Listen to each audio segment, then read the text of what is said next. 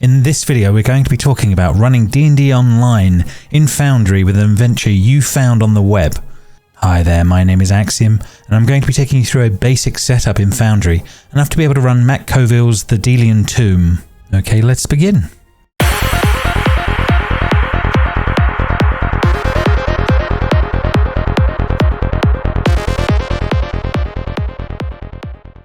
So as I'm getting a blank world set up, let me explain what this video is about. This is showing the basic steps that I would take to prep an adventure from scratch in Foundry.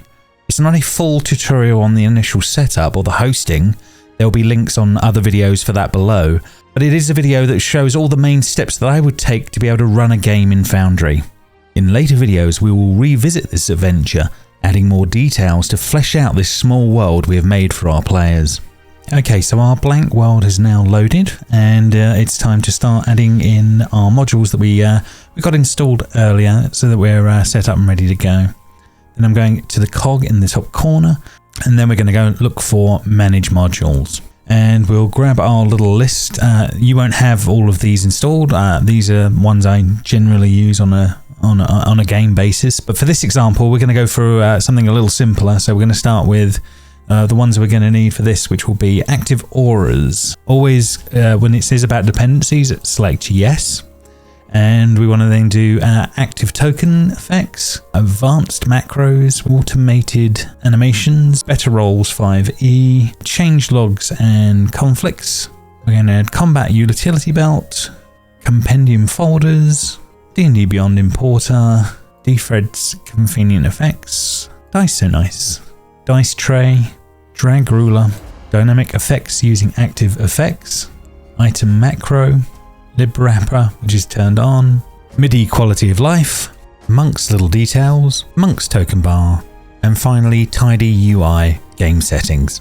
And then we're going to go click save modules, and that will cause the system to reload again, but now adding those modules into the mix. There's a few different things that have appeared in here, talking about how you invite your players, how you set up your 3D dice to set up some interesting different coloured dice, etc.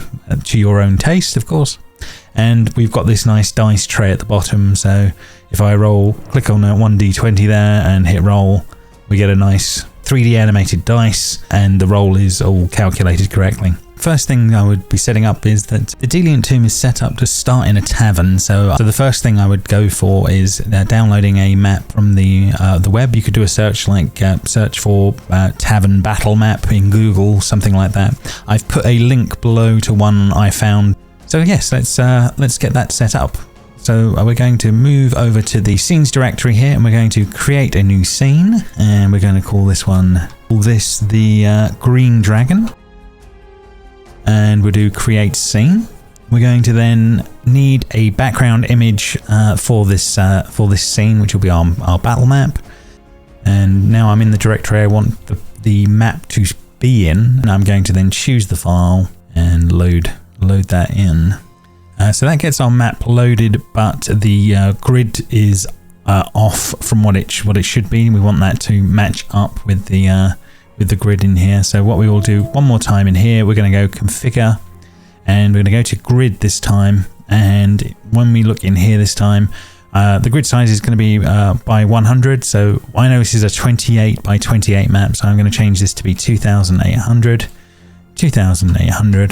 and then hit save. And it's going to want to readjust again. Hit yes, and we'll let that come through. There we go. We have our first map all set up and ready to go. Okay, we have our basic tavern map now loaded in, and the grid size is all correct as we need. So next we're going to create some walls and doors so that our players can interact with the scene a little more. So starting over here, I'm going to go down until I find the walls section here. And the way I normally do it, if it's like a map like this where they are basically they're building directly on the grid for where the walls are, that's absolutely great. We can hit the little plus icon here, and now as I start drawing everything out, I'm going to draw doors and everything all in one go here. But as I hold down Control and start moving across here, these things will snap to the grid as we go. So we just want to quickly go round and quickly make all of the walls for our scene. And now that the walls are created, we're now going to convert some of them over to be doors. So I highlight the door, and in this case I'm going to make that a door, and we do the same down here. You can select more than one in one go if need be. This is just to show you how quickly you can do these steps on that front. Waterloo on this end, I've turned off the snapping tool this time, and I'm just doing this manually here.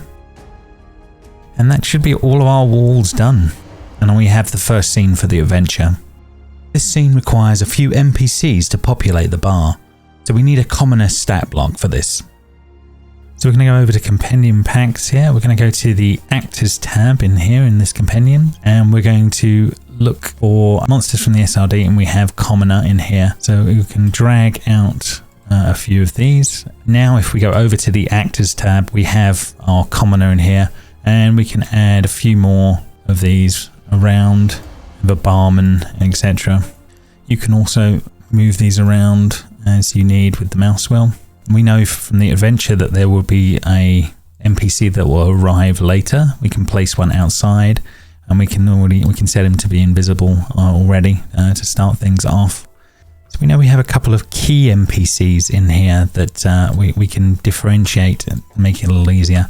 One being the serving boy that will actually talk to them first as your adventurers are arriving.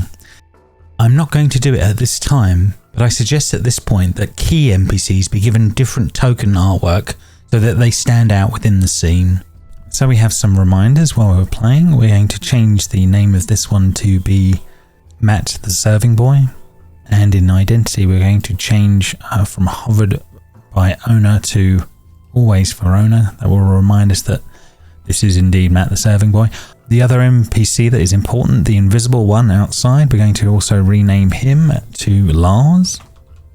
From hovered to always for owner, update token. So that will remind us to bring Lars in when he is needed after they have been busy chatting away in here. If your players have built their characters on D&D Beyond, the next steps would be to bring those in. So we're going to go for create actor. And it doesn't matter at the moment what the name is. We just want to make sure that there is a file in here. And then once this sheet loads, we're going to have this little D&D Beyond token here. We're going to click, and we need to get our URL from D&D Beyond. There is a bit of setup here with the cookies, etc. that needs to be done. I'm not running you through that at the moment, but if anyone does need any information on this, leave me a comment. I'm now copying across the character link here. I'm going to leave all of these on their default settings here and just do start import. And I'm going to just let the default settings come through. And here we have the character is fully imported. We can now drag him out onto the map. We can click onto him and we can see his vision is blocked by the tavern, etc. And it's at this point that I'm going to configure settings, and in core settings, the one I always like is left click to release objects.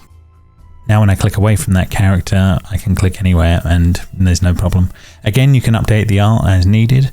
I tend to also change for PC characters. I like to have the name always for everyone, so it's obvious, especially for the first sessions, and then hit save changes. Now he can open the door and walk into the scene, and everything would look correct. This map is set up enough to run, but we can add a little bit of extra by just adding a little bit of foundry lighting in here. I'm just going to drag out a few of the lights here. I'm going to click in here, make this a warm orangey color. It's going to be overly bright. We're going to dim that down a fair bit here with the color intensity. Then hit the light animation. Then hit the light animation and select torch, and then that will give us a sort of a candlelight kind of look. Turn the animation intensity down to 2, something a little less. Then if I click on this and do Control C and Control V, I'm just going to add a few of these for the tables, etc., to give it a little bit of interest in the lighting here.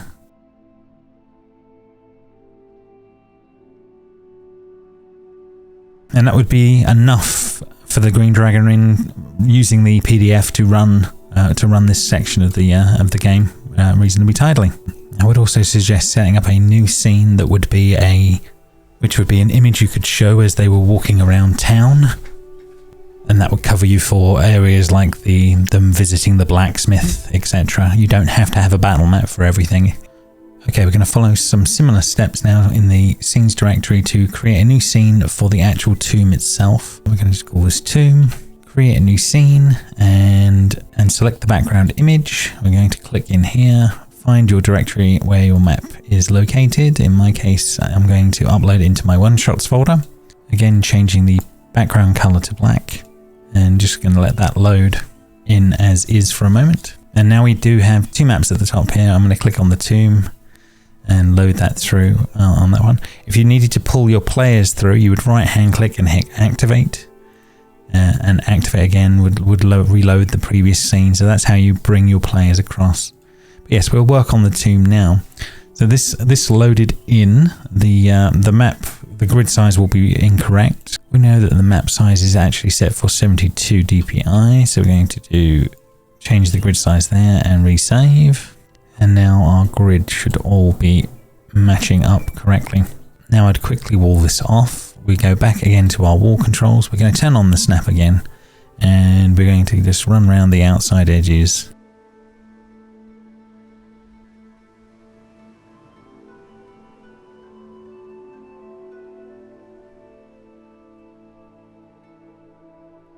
Okay, that's all of our walling is correct here. We now need to make the doorways. So again, I'm going to select each one and just update these to door. One of these this door here having the extra of being a secret door, so that will not show up. So now if we go back to our actors tab here and we bring in our created Narfi, we can drag him in here. He can't see anything but the first door. We can see these are all labeled up correctly, and he will be able to enter and make his way into the tomb as needed. It's good to run one character around it quickly just to double check that everything is kind of working as you would expect. And once you know that test is done, or normally I go back to the lighting page here and then I just reset the fog of war, just so that when that player actually does get to use the scene, he won't have all the vision already lit up. So again, a couple of quick lighting flourishes to just help things along a little bit. Let's just add a couple of these torches in.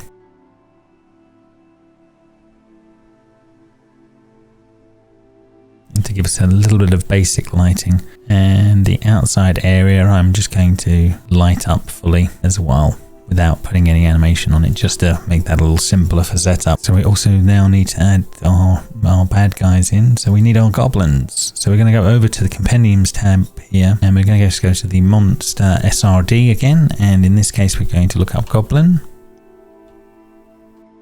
And we know we're going to drag one of those out, and then he's going to be on guard at the front door along with one of his colleagues, and the door would be open. We'll add a few goblins in depending on the number of players we have. We'll define how many are in the next room down. So we're also going to need a bugbear in this room here. We also need to add a skeleton stat block. And once we've selected the skeleton, then we're going to make it invisible. And we're going to put a few here, and you will obviously define how many are needed in the combat at the time, but they are ready to go. So the only monster we're missing now would be the Goblin Shaman. This is not a monster you can get from D&D Beyond, and it's not a monster in the SRD, so we're going to have to create this one. So I think the easiest way of doing that is we go over to the Actors tab in here, and we're going to go and find our original Goblin, right-hand click it, and we're going to hit Duplicate. We now have a Goblin copy. We're going to then double-click on the name, and we're going to change this to be Goblin Shaman. Okay, his attributes are 8, 14, 10, 10, 12, 8. We need to check his features in here. He has a short bow and a scimitar. And what we want to do is we want to delete his short bow. We also want to delete his shield. I would be tempted to leave nimble escape. However, we are going to edit his weapon. So we're going to go and click in here and hit edit item. We're going to change that to just be a dagger. And we're going to edit the item's information so it is correct and find a new image for the dagger. Now we can quickly roll the edited item and check that this works. By default, a single roll will happen. I prefer seeing dual rolls as this helps speed up the game. So I implement this in the module settings for better rolls. Now when we roll, we will get two rolls happen, and obviously if you always take the first one unless it's an advantage, then you take the highest. If it's disadvantage, you take the lowest of these two rolls, etc.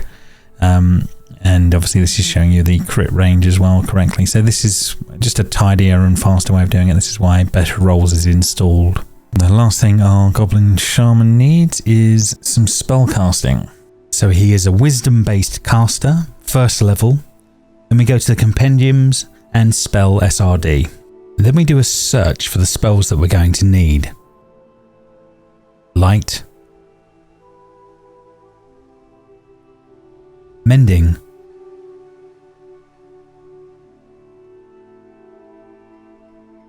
Sacred Flame. Healing Word. And Shield of Faith. Now we know he's set up, he will have both his spell slots available to him. If we need to go back through here, we can do as an example, Healing Word. If we click on here, we want it to use this spell slot. It would consume the spell slot, but I'm just going to turn that off for the test. Cast the spell, and away you go. Healing Word would occur. So we can now drag him onto the battlefield, and we're just going to rename him so his token makes a little more sense. And always for owner, so we can see that a little easier. To differentiate this Goblin Shaman, I'm going to go into the token settings and set up some eerie light coming off of the token. And that'll give us a basic scene set up there.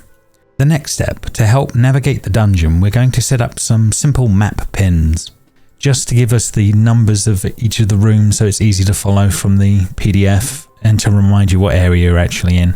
So we're going to make those up in the journal entry section here. So we're going to create journal entry, and we're just going to call one entrance, and we're going to make all of them that we need.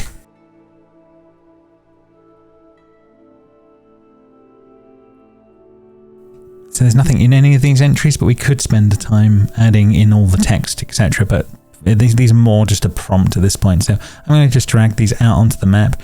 These will be visible to you, and they won't be visible to your players unless you change the permissions. So we're going to just update that map note, and now when I hover over it, that little book will show, okay, this is one entrance. So we can then go through and just add the rest of the map pins so that we know the areas are correct.